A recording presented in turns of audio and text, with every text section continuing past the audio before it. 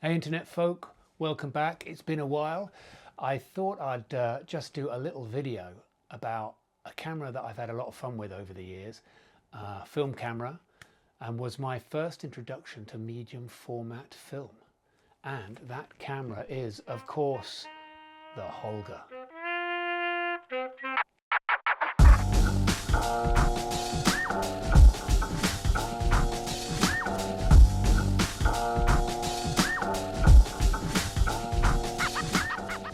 So I probably first discovered the Holga about 15 years ago. And like a lot of photographers dabbling in film photography, analog photography, whatever you want to call it, I think I always found the idea of medium format photography quite intimidating. You know, the cameras were very expensive. Hasselblads, a famous one, were thousands of pounds. And it wasn't something I ever thought I'd be able to get into. I didn't need medium format for my professional work because I predominantly shot digital for my professional work and didn't have the need for such resolutions. And the digital medium format cameras were an absolute fortune. I mean, they were about 40 grand or something, if I remember. Ridiculous. And, you know, didn't need that kind of stuff for the kind of work I was doing. And for my personal work, dabbling in film photography and shooting 35mm and obviously Polaroids and Instax and all that lovely good instant photography stuff. Medium format was on my radar, but something I didn't think I'd get to play around with. And then I discovered a camera called the Holga. And this is a wonderful plastic, they call it a toy camera, developed in Hong Kong in the 80s, I believe. You can look on Wikipedia for the detailed information about that. But yeah, toy camera, I'm not sure quite why they refer to these things as toy cameras, probably because they just cost about £20 and you can have fun and play with them. Very simple plastic box, no settings, focus is just close up, mid and infinity. Shutter speed is fixed at 1/20th of a second, and the aperture I believe is fixed at f11. There is this little switch on the front that is apparently switches the aperture between f8 and f11, but I think rumour has it that it doesn't actually do anything. I think if you look inside, that's not even connected. Maybe it is on later models. But a plastic camera with a plastic lens if you get one of the early ones. I think the later ones, they eventually brought out models with glass lenses, but the plastic lens, plastic camera, plastic body, everything plastic. £20. I think these days they cost about £30. Still really affordable entry into medium format film. Takes 120 film, which is rolls of 12. If you have the square mask in, you get two different masks with some of these cameras. So you open up the back and you put in a square mask or a sort of rectangle mask that gives you, I think, about 16 shots. But anyway, it's standard is 12 if you have the square mask in. I ended up getting myself a few of these. There's this one, and as you can see, it's all taped up. It's wise to add tape to these because the hinge, you can see on my lovely purple version here, which has a built-in flash, slightly different model. These this clip that slides up and down that opens up the back is pretty rubbish, and that will inevitably come off and open up the back of your film and expose your whole film. So as soon as you put a roll of film in, I'd advise getting some electrical tape and taping that up. And often people tape up all the gaps and things as well if you don't want too many light leaks, because the beauty of these cameras is you get a really lo-fi photograph. Obviously you've got no real control over it other than the ISO of your film. So you choose your film, black and white or colour. You then choose which ISO you want, and because it's a f11 100th of a second, certainly if you're in England where you don't get a great deal of sunshine, you probably want a 3200 ISO so you can take some photographs in, you know, lower light or overcast days. So you do really need to know the lighting conditions to get good results out of these and use it at the appropriate time of day or cloud cover. But other than that, there's nothing else to do with this camera. You don't have any settings. Modern digital cameras, you're walking about with a hugely powerful computer in your hand. You know, you really need to know about all those settings. But with this, you cannot worry about anything like that and purely focus on composition, which is ultimately what it's all about. Focus on the subject and focus on the composition. And that's what you're left to do with a camera like this. The results are dreamy, they're If you get the plastic lens one, there's a sort of hit and miss focus. You get a certain focus area. You get a nice bit of vignetting if certain conditions of lighting. So you really can get a mixed bag of results, and often, if you're lucky, some really nice creative artistic results.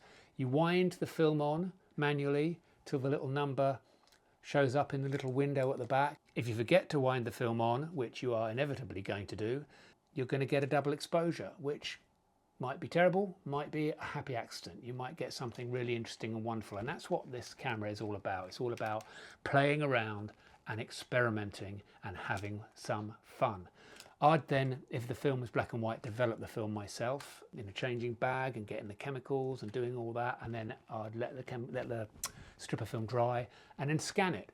So I unfortunately don't have access to a darkroom anymore, so I wouldn't be able to print my own photographs, which is a shame, because the printing part of film photography is probably the most magical and enjoyable, and actually the developing of it is a bit of a faff, but it probably worked, I'm talking about 15 years ago, so worked out cheaper to develop them yourself than sending the rolls off. Film is quite expensive now, developing is probably quite expensive now. I haven't done it for a long time, I've not used these cameras for a long time, and in fact I noticed that I still have a roll of film in this camera. I've got 400 ISO colour Kodak film in this camera, and this roll of film I've put in here expired in 1994. So whether I get any usable results out of that is anybody's guess, and I really should just finish that roll off and get that developed, see what's on there. That's the fun thing about these cameras. Find some old out-of-date film, stick them in, because then you're going to get even more colour shifts and more weird, wonderful magic. So that said, let's have a look at a handful of photographs. I've gone through and dug out a few photographs that I've taken with these cameras to show you. So let's have a little look at those. So I probably won't go into too much detail about these individual photos because they were taken quite a long time ago. So I probably can't really remember the details. So the colour shots I think would have been shot Kodak, and I think I tended to shoot black and whites using Ilford HB5 Plus, which is an ISO 400, or their 3200 film. It's the Ilford Delta 3200 ISO. So I think this would have been a colour Kodak film, and you can see the lightly, I mean the colours are lovely, aren't they? They look rich, and the quality for a plastic camera with a plastic lens is pretty good. And obviously, as I was saying, you've got the sort of focal point in the middle, and then it goes all a bit blurry at the edges, and you've got some light leaks up there at the top left and the top right there. But just sort of adds to the weird magical quality. So moving on. Again, I've always loved wandering past this shop, and it just looks just sort of weird and slightly creepy, sort of derelict, empty shop with this rocking horse in the window. So perfect for a Holga shot. I mean, I probably should have gotten a lot closer and straightened up the shot slightly. And there's that sort of figure standing in the doorway in the background, a little bit creepy. Again, the sort of light leaks, because I don't think I have the camera taped up very well. So in fact, I don't think I've taped it up at all. I tend to tape it so the back doesn't fall off and expose the film, but I don't tend to tape up for light leaks because, you know, light leaks are fun. We like a light leak. We like a light leak. Moving on to the next photo. Ah, yeah, so here we are with a black and white shot of an old tin mine in Cornwall. For a camera that back in the day was sort of £20 with plus a roll of film and obviously the developing costs and stuff like that, just wonderful. I mean, you know, we're not shooting lo-fi photography to get really sharp, clear results and consistent colours. As you're shooting these to get sort of unexpected results and artistic quality. Here we go, still in Cornwall, a shot of St Michael's Mount. I love this photo. You know, the clouds and the way the beach is sort of blurry at the edges, and then St Michael's Mount there off in the distance. Not a great deal of vignetting in this shot. Sometimes you get quite a lot of vignetting, sometimes not. I mean, I think it really depends on the sort of lighting situation. And probably the individual camera. I think you'll probably get different results. You have to really get to know your Holga and use it a lot to get to know its quirks, because every one will be different. So here we go, another colour. Jumping back, I mean, the colour photos I've taken seem to just be out in the countryside, and therefore not a great deal of colour other than greens and greys. And here's a better example of some colour. There's my little girl many years ago when she was a little girl. And I love this photo of her just sitting there on the bank, and the richness of the grass and the texture, and then just her in her pink outfit. And again, I'm just looking at this and going, this was just a cheap so-called toy camera, and just loving the results. I mean, these days, in the days of living in the days of Instagram with all the sort of filters, you just take your digital photo and then swipe a few times to get the sort of fake low quality look. You know, it's kind of cheating, isn't it? I mean, the fact that this was taken on film and developed, and the results, the look of this, the creative look of this is a result of the camera and the capturing of the light onto the film. It's just magical.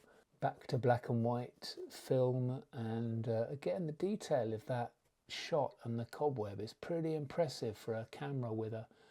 I mean, I may well have shot this with one of my other Holgas, which might have a glass lens.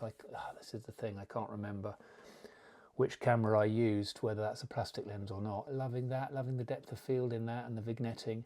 Okay, so here's a black and white portrait of my little girl in front of an old shed we had in the house I grew up. We had this wonderful old shed in the back garden that was sort of this weird wood that was so, you know, wonderful looking and photographic. And so I think I wanted to get out there with the Holga and actually try doing some artificially lit stuff, because obviously you can tell this is at night, and so I obviously had a flash. Looks like it's not an on-camera flash because it's coming from the right hand side there. So got my daughter to stand there looking very moody and pose, and I must have lit the shed somehow and lit her, and so I'm quite pleased with the way this came out. So I've actually labelled this photo March 2010, so 16 years ago. So I talk about having these Holgas 15 years ago. 16 years ago I would have been playing around with this.